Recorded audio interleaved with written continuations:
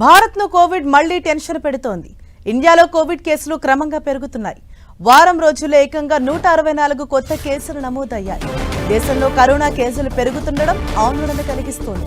కేంద్ర ప్రభుత్వ అధికారిక గణాంకాల ప్రకారం దేశవ్యాప్తంగా 10 రాష్ట్రాల్లో ఇటీవలి కాలంలో మొత్తం 257 కరోనా కేసులు నమోదైనట్లు వెల్లడైంది.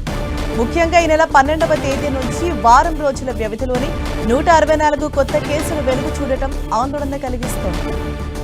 దేశంలో ప్రస్తుతం కోవిడ్-19 పరిస్థితి పూర్తిగా అదుపులోనే ఉందని కేంద్ర ప్రభుత్వ అధికారులు స్పష్టం చేస్తున్నారు. హాంకాంగ్, సింగపూర్ లాంటి దేశాల్లో కరోనా కేసులు ఇటీవల పెరుగుతున్నాయని, ఆ ప్రభావం కొంతమేర భారత్పై కనిపిస్తుందని వారు విశ్లేషిస్తున్నారు. అయినా దేశ ప్రజలు ఆందోళన చెందాల్సిన అవసరం లేదని, అవసరమైన జాగ్రత్తలు పాటిస్తే సరిపోతుందని సూచిస్తున్నారు. కేరళ, మహారాష్ట్ర, తమిళనాడు రాష్ట్రాల్లో కరోనా ప్రభావం ఎక్కువగా ఉంది.